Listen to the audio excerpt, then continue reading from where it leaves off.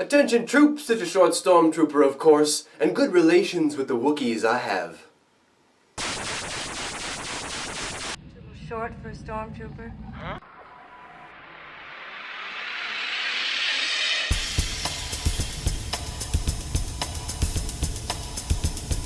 What's up my friends, time for another short video from the tallest trooper in the Empire, and welcome back to another news update.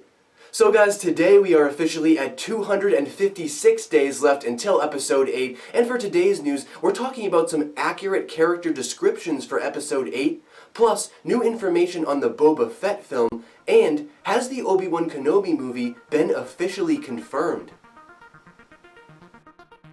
So for the first item up on the agenda today, I just wanted to share with all of you my brand new goal.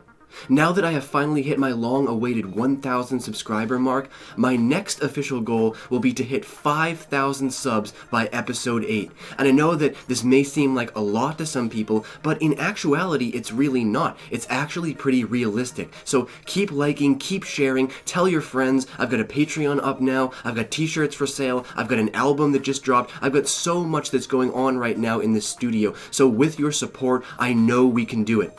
May the Force be with all of you, and let's get on to the news.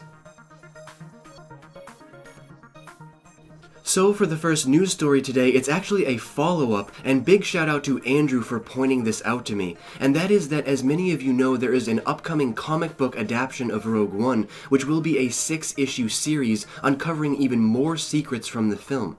And if you forgot, the release date is actually April 5th, so this week. So make sure that you guys set a reminder for yourselves, and please pick up a copy of the very first issue because it looks to be amazing. Next up, I just wanted to quickly share with all of you this article on StarWarsNewsNet.com featuring a brand new Episode 8 t-shirt. And as you can see, it gives us a super clear look at Rey's full outfit. And I have to say, with the hair pulled back and the design of the outfit and everything, she really looks like she's got the samurai vibe going on. And I am really, really digging it. But what do you guys think about this outfit? I'm interested to hear what you guys have to say. Now for the next news story today, we have a potentially major story coming again from StarWarsNewsNet.com.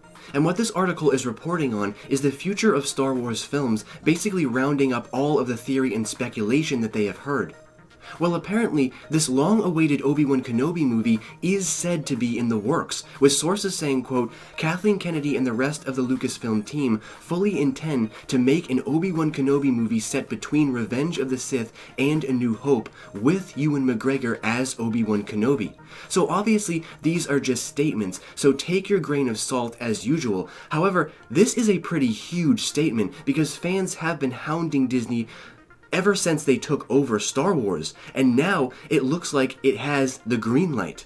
So also, they did mention that Gareth Edwards may come back to direct this film, and that this may be an announcement that we'll hear about at Celebration, so please keep your ears peeled. And of course, I will update you guys as we get more information, but for now, leave all of your thoughts and opinions down below in the Great White Void. Now, as part of the same article, they also went on to clarify that the Boba Fett movie is not dead either, and it is still slated to be released sometime after Episode 9 most likely. And this might be another announcement that we do get to hear about at Celebration this year. Also, they mentioned that the movie will thankfully not focus on Boba Fett as the main character, and instead will be an ensemble of bounty hunters filling the cast. Now, as you can see, it appears that the film will not be an origin story either, so keep in mind guys, they might not reveal him entirely, saving the mystery. And it's a perfect place to reintroduce old bounty hunters back into the mix, like Cad Bane. Now, my idea for this film is that they might follow the events of the original trilogy, much like the book Lost Stars did, leading all the way through Jabba's palace, the Sarlacc pit, and then on to hunting Han Solo after Return of the Jedi. But of course, these are just my ideas. Leave all of your ideas down below. Next up, I just wanted to quickly let you all know about a very special event happening at Star Wars Celebration this year.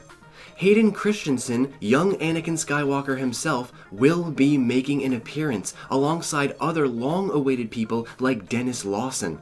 And love him or hate him, I've always had a soft spot in my heart for Hayden Christensen, and honestly, I'm excited to see him this year and to see what he's going to say and to see him interact with fans and all that good stuff that comes with Celebration.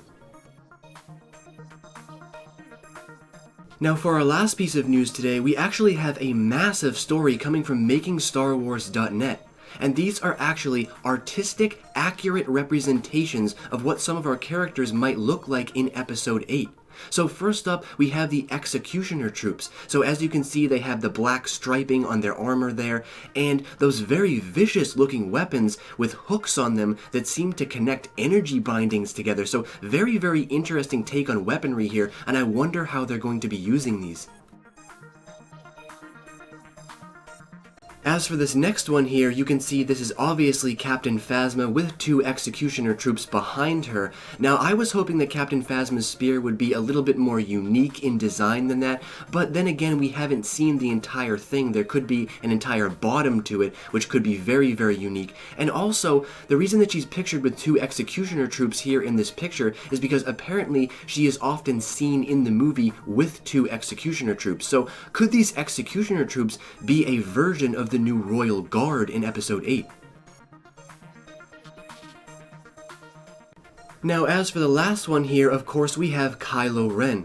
And you can see that he does have the scar across his face, wearing it proudly, I would assume, and his cape is said to resemble Darth Vader's in this movie. And also, his helmet is apparently the same as The Force Awakens, except a little bit more cleaned up. And I have to say, I really, really love this look. But what I'm wondering is if Snoke is going to change his look again once they get further into his training and once they complete his training.